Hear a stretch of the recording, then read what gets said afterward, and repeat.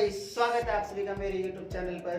और आज जो हम मिलकर जिस बुक के बारे में डिस्कशन करने वाले हैं उस बुक का नाम है रिच डैड पुअर डैड, जिसके राइटर हैं रॉबर्ट टी कियोसाकी।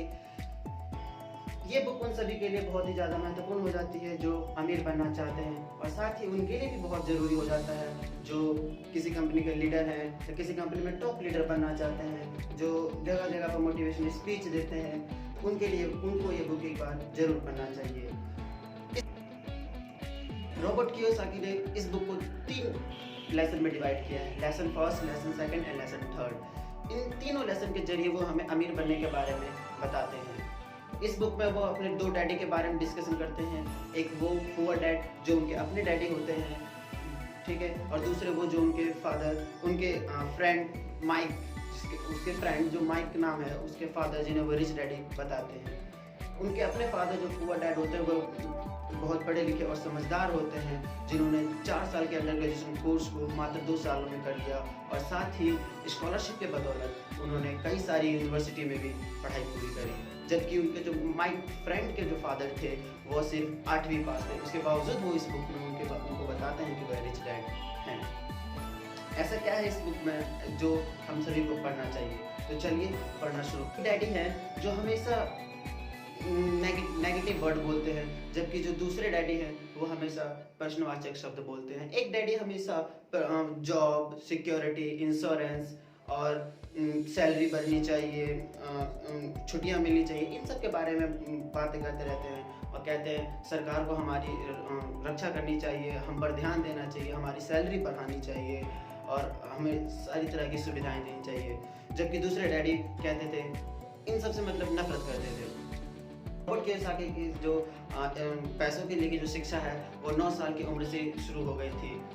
वो रॉबर्ट कियोसाकी गरीब नहीं थे, लेकिन उनको ऐसा फील होता था कि मैं गरीब हूँ, क्योंकि वो जिस स्कूल में पढ़ते थे और उसका जो फ्रेंड था वो जिस स्कूल में पढ़ते थे वहाँ सभी अमीर घराने के बच्चे आते थे और रोज़ नई साइकिलें और नई नई तरह की चीज़ें लाते थे, और ये ऐसा नहीं कर पाते थे, इसलिए इनको ऐसा फील होता था कि हम गरीब। फिर वो अपने डैडी अपने घर जाता है और अपने डैडी यानी कि जो उनके पुअर डैडी होते हैं जब वो घर जाता है तो उनके डैडी अखबार पढ़ रहे होते हैं और उनसे कहता है कि डैडी हम गरीब क्यों हैं, हम अमीर कैसे बन सकते हैं? तो उनके डैडी अखबार पढ़ रहे होते हैं, वो इसका जवाब सही से नहीं दे पाते हैं, तो चुपचाप रहते हैं और थोड़ी देर बाद फिर उनको जवाब देते हैं कि अगर तुम्हें अमीर बनना है तो तुम्हें पैसा बनाना आना चाहिए। फिर इस बारे में वो चुपचाप सोचता है और थोड़ी देर बाद फिर डिसाइड करता है कि इस बारे में वह अपने फ्रेंड से बात करेगा। फिर अगली सुबह जब वह स्कूल में जाता है तो अपने फ्रेंड यानी जिसका नाम माइक होता है वो अपने फ्रेंड से कहता है कि क्या तुम मेरे साथ अमीर बनना चाहोगे? तो उसका फ्रेंड इजीली उसको हाँ कर देता है और वह इस काम में जुट जाते हैं। वो करते क्या है, इस बुक को जब आप पढ़ना शुरू करेंगे तो आपको एक ही जगह होगी जहाँ पर आपको बहुत ज़्यादा हंसी आएगी। वो क्या है, अभी जो मैं छोटी सी कहानी बताऊँगा जो इस बुक में बताया गया है उसी में वो दोनों क्या करते हैं कि जैसा कि उनके फादर ने बताया था कि तुम्हें पैसा बनाना आना चाहिए, तो ये दोनों बच्चे क्या करते हैं, पैसा बनाने के लिए काम करना शुरू कर देते हैं। वो क्या करते हैं, अपने आसपास के इलाकों में जाकर वहाँ जो घर होते हैं उनको कहते हैं कि आपका जो खाली टूथपेस्ट है उसे फेंके ना, हमें दे दे। तो इस तरीके से लगातार 1 हफ्ते तक 1.5 हफ्ते तक इस तरीके से जमा करते हैं और सभी मोहल्ले के टूथपेस्ट इकट्ठा करते हैं। ये टूथपेस्ट इकट्ठा जो करते हैं वो अपने घर के आंगन में करते हैं, जिससे रॉबर्ट कियोसाकी की जो मदर होती है वो बहुत ज़्यादा गुस्सा होती है और कहती है, चिड़चिड़ाते हुए कहती है कि ये दूसरों के घर का कचरा जैसे कि टूथपेस्ट हैं वो यहाँ क्यों इकट्ठा किए जा रहे हैं। और जब ये टूथपेस्ट लाने जाते थे किसी के घर से तो मुस्कुराते हुए दे देते थे, लेकिन सवाल भी करते थे कि तुम इन टूथपेस्ट का क्या करोगे? तो ये जो बच्चे थे रॉबर्ट कियोसाकी 9 साल की उम्र में एक जवाब देते थे कि ये एक सीक्रेट बिजनेस प्लान है। फिर ये सिलसिला 2-3 दिन तक और चला। फिर उसकी मदर जो है, रॉबर्ट कियोसाकी की मदर, वो बहुत ज़्यादा गुस्सा हो जाती है और उन पर चिल्लाती है। तो ये दोनों जो बच्चे होते हैं, माइक और उसके फ्रेंड यानी रॉबर्ट कियोसाकी, तो ये दोनों रिक्वेस्ट करते हैं और किसी तरीके से उनकी मॉम 1 हफ्ते का और टाइम देती है। फिर वो इस तरीके से इस काम को बढ़ाने के लिए कि टूथपेस्ट जल्दी इकट्ठा हो जाए तो एक टेक्निक इस्तेमाल करते हैं, और जब टूथपेस्ट लेने जाते हैं तो कहते हैं कि उन सभी लोगों से कहते हैं कि डॉक्टर ने कहा है कि दिन में ब्रश 2 से 3 बार करें, तो जिसकी वजह से लोग मुस्कुराते भी हैं और जल्दी अपना टूथपेस्ट ख़त्म करके उन्हें दे देते हैं। फिर फाइनली उनका दिन आता है जब उन्हें जो करने वाले होते हैं, प्रोडक्शन करने वाले होते हैं, वो प्रोडक्शन करने लगते हैं और अपने आंगन में बहुत सारा फैला के रखे रहते हैं। फिर जब वो इस प्रोडक्शन का कार्य कर रहे होते हैं तो उसमें वो पीओपी का कुछ इस्तेमाल करते हैं, क्योंकि उस समय जो टूथपेस्ट आते थे वो आज के तरह के प्लास्टिक के बॉक्स में नहीं आते थे, वो पहले शीशे के बॉक्स में आते थे। तो उन शीशे को जमा करता है और उसको पिघलाते हैं। जैसे एक भट्टी होता है जो देखा होगा आपने, जैसे रोटी जिस भट्टी में बनाया जाता है उसी तरीके की भट्टी का ये लोग जुगाड़ करते हैं और उसमें इसको पिघलाते हैं। उसी टाइम उनके फादर जो पुअर डैड थे वो अपने फ्रेंड के साथ आते हैं और वो आंगन में जो पूरा सामान बिखरा होता है उसको देखते हैं और चुपचाप खड़े होकर इन सभी को नोट करते हैं। फिर थोड़ी देर बाद वह अपने बच्चे से पूछते हैं कि क्या हो रहा है, तो कहते हैं आप देखते जाइए, और ज़्यादा नहीं बोलते हैं, बस हामी भर के चुपचाप अपने काम में लग जाते हैं। फिर थोड़ी ही देर बाद जब वो जो काम कर रहे होते, प्रोडक्शन कर रहे होते हैं, तो वो पूरा हो जाता है। और जब उनके फादर पूछते हैं कि ये क्या है, तब रोबोट कियोसाकी एक हथौड़े से जो सांचा तैयार करते, जो बनाते हैं वो लोग, उस पर मारते हैं तो उसमें से एक सिक्का बाहर निकलता है। तो जो उसके फादर होते हैं वो पूछते हैं कि ये क्या है, तो रोबोट कियोसाकी जो होते हैं वो कहते हैं कि हमने पैसा बनाया है। तो फिर उनके जो फादर और जो उनके फ्रेंड होते हैं वो बहुत ज़्यादा हंसने लगते हैं। ये दोनों सोचने लगते हैं कि हंस क्यों रहे हैं। तो उनके जो फादर हैं वो कहते हैं कि तुम पैसा बना रहे हो, हाँ जैसा आपने बताया था कि अमीर बनने के लिए तुम्हें पैसा बनाना आना चाहिए। तो वो लोग पैसा बनाते हैं, जो कि पैसा होता है वो जस्ते का सिक्का होता है, जो कि पैसों की तरह ही हूबहू दिखता है। तो उन लोगों का बच्चे थे, उन लोगों को ऐसा लगता था कि पैसा अमीर बनने के लिए हमें पैसा बनाना आना चाहिए। तो कांच के स्लैब को पिघलाकर किसी सांचे में डालकर उस सिक्के के आकार में बनाते हैं। तो ये चीज़ें देखकर उनके जो फादर होते हैं वो बहुत ज़्यादा हंसते हैं। फिर उन्हें इसके बारे में बताते हैं कि ये इलीगल है। ये सुनकर जो बच्चे होते हैं वो बहुत ज़्यादा निराश होते हैं। फिर उनके जो फादर होते हैं वह उन बच्चों को तसल्ली देते हैं कि कोई बात नहीं, लेकिन इससे ये साबित होता है कि तुम दोनों में रचनात्मक कला है कि तुम आगे बढ़ना चाहते हो। फिर थोड़े जब उनके डैडी बाहर जाने लगते हैं दोबारा से, जब तक कि वो अपने जो सामान फैला रखे होते हैं, भट्टी ये सब जो सांचे पिघला रखे होते हैं, ठीक है, पूरे आंगन में पीओपी इस तरीके से वाइट फैला रहता है। तो जब उनको हटा रहे होते हैं, उनके फादर बाहर जा रहे होते हैं, तो कहते हैं कि अगर तुम्हें वाकई में अमीर बनना है तो तुम मुझसे पूछने की बजाय तुम अपने फ्रेंड माइक के फादर से पूछो, वो इस इलाके के बड़े बिजनेसमैन हैं। तो फिर उनके फादर ये इतना कहकर चले जाते हैं। फिर वो दोनों डिसाइड करते हैं, आपस में साफ करते आपस में बातें करते हैं और कहते हैं कि हम तुम्हारे डिसाइड करते हैं कि आखिर माइक के फादर से बात कैसे किया जाए, क्योंकि जो माइक के जो फादर थे वो एक बिजनेसमैन थे और बहुत ही ज़्यादा बेस्ट इंसान थे। वो दिन में जाते थे और सीधे रात में आते थे, तो उनसे मिलने का टाइम नहीं मिल पाता था।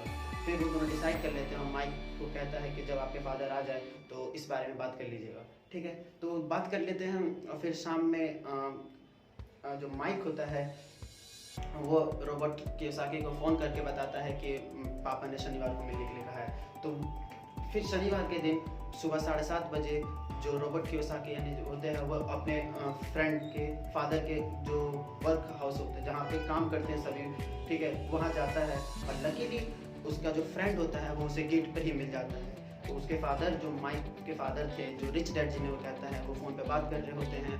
तो थोड़ी देर वो बाहर वेट करता है। फिर थोड़ी देर बाद उसके फादर आते हैं और जब तक कि वो जो रोबोट कियोसाकी होते हैं वो वहाँ के आसपास के माहौल को देखते हैं। सभी वर्कर लगभग वहाँ पे जो रिच डैड के अंडर में लगभग 150 से ज़्यादा वर्कर काम कर रहे होते हैं।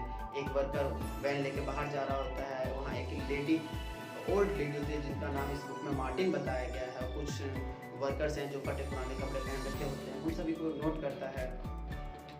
फिर तब तक उसके जो फादर होते हैं वो आ जाते हैं और उनसे पूछते हैं क्या तुम्हें अमीर बनना है, तो कहता है हाँ। तो जब उन्हें ये बताया जाता है फिर थोड़ी देर आपस में डिस्कशन चलता है।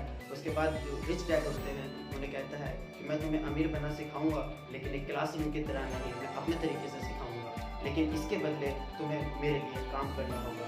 फिर जो बच्चे होते हैं वो थोड़ी देर सोचते हैं और उसके बाद हामी भर देते हैं कि हम तैयार हैं। फिर इस बारे में डिस्कशन होता है और जो रिच डैड होते हैं वो उन्हें 1 घंटे के 10 सेंट देने के लिए तैयार हो जाता है।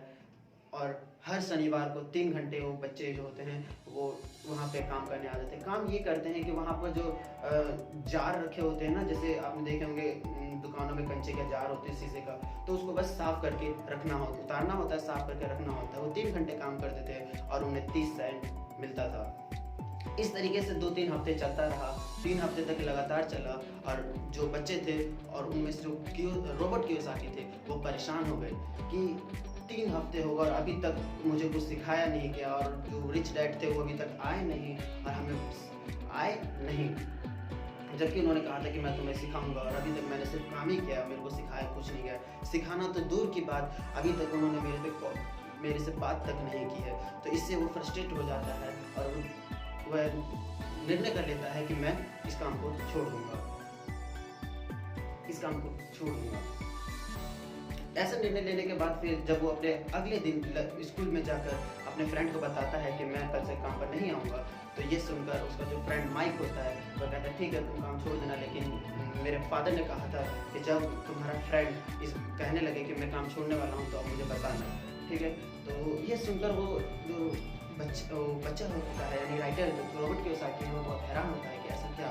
तो फिर अगले शनिवार उसके फादर आते हैं और रोबोट कियोसाकी फिर से दोबारा 7:30 बजे वहाँ जाता है और उनसे मिलता है और इंतज़ार करते हैं। फिर वहाँ पे बैठे बैठे रहता है और उसके जो रिच डैड होते हैं वो बाहर बालकनी में बात कर रहे होते हैं, जो देखकर रोबोट कियोसाकी को बहुत ज़्यादा गुस्सा आता है कि वो बहुत देर से वेट कर रहा है, 7:30 बजे का गया हुआ और अभी तक उनसे मिलने नहीं आए हैं। वो फ्रस्ट्रेट होने लगता है, उसके दिमाग में ऐसा भी आता है कि मैं यहाँ से छोड़कर भाग जाऊँ, पर एक वजह थी जिसकी वजह से वो वहाँ से नहीं भागता है।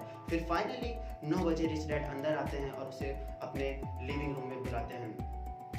फिर वहाँ लिविंग रूम से मतलब यहाँ ऑफिस में बुलाते हैं और बात करते हैं। तो अच्छा तो तुमने जॉब छोड़ने का फैसला ले ही लिया? तो कहता है हाँ, तो जॉब ना छोड़ो तो क्या, मेरे से बस काम कराया जा रहा है, जबकि हमारे बीच में एक प्रॉमिस हुआ था कि आप मुझे काम करने के बदले पैसा कमाना सिखाएंगे, पैसा अमीर कैसे बना जाता है उसके बारे में सिखाएंगे। आपने सिखाना तो दूर, मेरे से अभी तक बात तक नहीं की है। तो अभी डैडी जो होते हैं वो चुपचाप सुन के बातों को सुन रहे होते हैं और मुस्कुराते हैं। तो फिर ये और गुस्सा हो जाता है, फिर चुप हो जाता है। फिर उनको बताते हैं कि यहाँ पे सभी वर्कर ऐसे ही हैं कि कुछ दिन काम करते हैं और उसके बाद फ्रस्ट्रेट हो जाते हैं। वो फिर डिमांड करते हैं कि मेरी सैलरी बढ़ाया जाए, मेरी तनख्वाह बढ़ाया जाए, मेरे से ज़्यादा काम कराया जा रहा है। लोग इन्हीं सब चीज़ों में फंसे रहते हैं। फिर उनके जो रिच डैड होते हैं वो थोड़ी देर तक इस चीज़ को डिफाइन करते हैं कि जो रिच पीपल होते हैं और बाकी जो पीपल होते हैं उनकी मेंटेलिटी के बारे में डिफाइन करते हैं। फिर वो थोड़ी देर बाद बताते हैं कि ये जो सिचुएशन होती है जहाँ लोग मजबूरन इसमें काम करते हैं, तो लोगों को कम सैलरी मिलती है, उसके बावजूद लोग काम करते हैं क्योंकि उनको पता है कि अगर वो काम नहीं करेंगे तो उनका घर परिवार कैसे चलेगा। इस डर के कारण और ये भय के कारण मजबूरन काम करते हैं। अब क्योंकि अगर वो बात नहीं मानेंगे तो उनको नौकरी से निकाल दिया जाएगा, बस इसी डर की वजह से कंटिन्यू काम करते रहते हैं। फिर वो थोड़ी देर बाद जो उनके रिच डैड होते हैं थोड़ी देर बाद वो बताते हैं कि ये मैं तुम्हें इनडायरेक्टली सिखा ही रहा था कि ज़िंदगी तुम्हें धक्का मारती है। तो कई लोग जो होते हैं उस धक्के से गिर जाते हैं, जबकि कई लोग ऐसे होते हैं जो ज़िंदगी को ही धक्का मारते हैं। धक्का मारने से मतलब कि अपने बॉस को बोलते हैं, और यहाँ धक्का मारने से मतलब है कि वो अपने बॉस को ही बोलते हैं और अपने पति पत्नी या फिर मम्मी डैडी किसी को भी उल्टा सीधा बोलते हैं। कुछ लोग ऐसे होते हैं जो जल्दी गिर जाते हैं और हार मान लेते हैं। इसके बाद थोड़ी देर बाद उसको समझ, जब रिच डैड होते हैं वो थोड़ी देर बाद इस तरीके से कुछ एक्सप्लेनेशन करते हैं और उसके बाद जो रोबोट होता है उनको समझ में आने लग जाता है कि हाँ आखिर ये मेरे सबक का एक हिस्सा था। फिर वो थोड़ा सा मुस्कुराता है और अपने गुस्से पे थोड़ा कंट्रोल लाता है। तो कहता है अच्छा तो आप मुझे सिखा रहे थे। तो उसके जो रिच डैड होते हैं वो स्माइल करते हैं। इस तरीके से थोड़ी देर उनकी बात चलती है। इस तरीके से थोड़ी देर उन दोनों के बीच आपस में बात चलती है और दोनों जो रोबोट का जो गुस्सा होता है वो थोड़ा सा शांत हो जाता है तब तक। उसके बाद जाके फिर रिच डैड जो होते हैं उनको कहते हैं कि क्या अब तुम बताओ कि तुम्हें आगे काम करना है या तुम जॉब छोड़ रहे हो। तो कहते हैं कि मुझे करना है, लेकिन इस बार जो रिच डैड होते हैं वो और कंडीशन डाल देते हैं, कहते हैं कि अब तुम काम करोगे पर मैं तुम्हें काम करने का कोई पैसा नहीं दूंगा। ये सुनकर ये और ज़्यादा जो रोबोट कियोसाकी होते हैं वो और ज़्यादा गुस्सा हो जाता है और कहता है और हैरान हो जाता है कि ये तो सरासर नाइंसाफ़ी है, और मतलब फ्रस्ट्रेट होने लग जाता है बहुत ज़्यादा। और कहता है तुम्हारे जो फिर जो रिच डैड होते हैं वो चुपचाप देखते हैं और स्माइल करते रहते हैं और कुछ नहीं। फिर वो कहते हैं कि ये तो सरासर नाइंसाफ़ी है, मुझे काम करने के बदले पैसा मिलना चाहिए, एक तो बाल श्रम करवा रहे हैं मेरे से, ठीक है। इस तरीके से बहुत सारी चीज़ें बोलते हैं, लेकिन फिर फाइनली सोचने का मौका देते हैं। फिर वो जो रिच डैड रोबर्ट कियोसाकी होता है, वो कहता है कि क्या मैं क्वेश्चन पूछ सकता हूँ। तो जो रिच डैड होते हैं कहते हैं नहीं, बिल्कुल नहीं, अगर तुम्हें तत्काल निर्णय लेने की क्षमता नहीं है तो तुम कभी पैसा नहीं कमा सकते हो। ये बात कह कर फिर किसी तरीके से फिर रॉबर्ट कियोसाकी जो होते हैं वो हामी भर देता है और बिना पैसों के काम करना शुरू कर देता है। फिर इसी तरीके से कुछ दिन तक चलता रहता है और सीखते हैं, और इस तरीके से वो डिसाइड कर लेता है कि मैं बिना पैसे के लिए काम करने के लिए तैयार हूँ। लेसन फर्स्ट में इतना ही था, और इसमें कुछ ऐसे पॉइंट्स भी थे जैसे कि दोनों फादर का डिफरेंसेस बताते हैं। जैसे कई फादर ऐसे होते हैं जो पैसे को बचाने में लगे रहते हैं, पैसे को सेविंग करते हैं, जबकि कुछ फादर ऐसे होते हैं जो पैसे को सेव करने के बजाय उनका निवेश करते हैं। जैसे इंडिया में बहुत सारे फादर ऐसे हैं जो सेविंग की बजाय निवेश करते हैं, लेकिन आधे से ज़्यादा फादर्स जो होते हैं वह सेविंग करते हैं ताकि उनका फ्यूचर ब्राइट हो सके, जबकि ऐसा नहीं होता है। इंडिया में तो आपने देखा होगा कि पैसे सेव करने के ऊपर उनको उसका इंटरेस्ट मिलता है, जबकि अदर कंट्रीज जैसे स्विट्जरलैंड, जापान, डेनमार्क, इन सभी जगहों पर अगर आप पैसा सेव करते हैं तो आपको उसको सेव करने के बदले माइनस में कुछ पॉइंट पैसे काटे जाते हैं। जैसे स्विट्जरलैंड में -0.75% पैसा आपका सेविंग में से काट लिया जाता है। इसलिए वहाँ ताकि ऐसा इसलिए किया जाता है ताकि लोग पैसा सेव करने के बजाय उसको निवेश करने पर ध्यान दें। इससे कंट्री का ग्रोथ भी होता है और पर्सनल ग्रोथ भी होता रहता है। इसमें आप जैसे जैसे पढ़ते जाएंगे आपको पता चलेगा कि एक डैडी जो है वो हमेशा सुरक्षित रहने के लिए बात करते हैं। एक डैडी जो कहते हैं, एक डैडी हमेशा सिखाते हैं कि एक डैडी सिखाते हैं कि अच्छा रिज्यूमे कैसे तैयार किया जाए, जबकि दूसरे डैडी सिखाते हैं कि अच्छा रिज्यूम तैयार करने के बजाय एक अच्छा वित्तीय प्लान तैयार करें ताकि आप एक अच्छा बिजनेस प्लान खड़ा कर सकें। इस बुक में इस बारे में भी डिस्कशन किया गया है। सबसे जो इम्पोर्टेंट है वो इस बारे में डिस्कशन किया गया है कि जो अमीर घर के लोग जो पैसों के बारे में होता है, धन दौलत के बारे में स्कूल में नहीं सिखाया जाता, वह धन दौलत के बारे में घरों में सिखाया जाता है। शायद इसलिए अमीर घर के बच्चे अमीर और गरीब घर के बच्चे गरीब ही रहने लग गए हैं, ठीक है। क्योंकि एक मध्य वर्गीय पिता अपने बच्चों को क्या सिखा सकता है, तो अपने रोज की दिनचर्या में बिजी रहता है, तो क्या सिखा सकते हैं कि हाँ वो मेहनत से पढ़ाई करो, अच्छे नंबर लाओ। हो सकता है उसका बच्चा अच्छे नंबर से पास भी हो जाए, अच्छे नंबर भी लिया है, लेकिन जो उसके काम करने का तरीका होता है, सोच होता है, वह एक गरीब व्यक्ति की तरह ही होता है, जिसकी वजह से वो अपनी लाइफ में ज़्यादा आगे नहीं बढ़ पाता है। जबकि इसके विपरीत जो अमीर घर के बच्चे होते हैं, उनके फादर उन्हें पढ़ने के साथ साथ एक बिजनेस के प्लान के बारे में डिस्कशन करते हैं। एक फादर जो होता है वो डिनर टेबल के पैसों के बारे में डिस्कशन करते हैं, बच्चे के फ्यूचर के बारे में डिस्कशन करते हैं। जबकि दूसरे घर के जो पुअर डैड्स होते हैं, जो मध्यवर्गीय होते हैं, वो खुद अपने थके हारे आते हैं और चुपचाप सो जाते हैं, अपने बच्चे को क्या सिखाएंगे। तो इस तरीके से बहुत सारी चीज़ों के बारे में इसमें डिस्कशन किया गया है। एक डिस्कशन इस चीज़ के बारे में भी किया गया कि एक डैड जो होते हैं तो वो इस बुक में 3 लेसन में इस बुक को 3 लेसन में डिवाइड किया गया, जैसा कि मैंने शुरुआत में ही बताया था। तो इस वीडियो में हमने लेसन फर्स्ट के बारे में डिस्कशन किया गया है। बहुत ही जल्दी मैं लेसन 2 इसके ऊपर जो लेसन 2 बनाऊंगा उसके बारे में हम जानेंगे। ये मेरी फर्स्ट वीडियो थी और मैंने अपनी पूरी कोशिश करी अपना बेस्ट देने की। इस वीडियो में कुछ खामियां हैं तो ज़रूर कमेंट बॉक्स में बताइएगा, और कुछ आवाज़ क्वालिटी, वीडियो क्वालिटी, इन सब के बारे में बताइएगा कि ताकि मैं नेक्स्ट टाइम और चेंजेस कर सकूँ, ठीक है।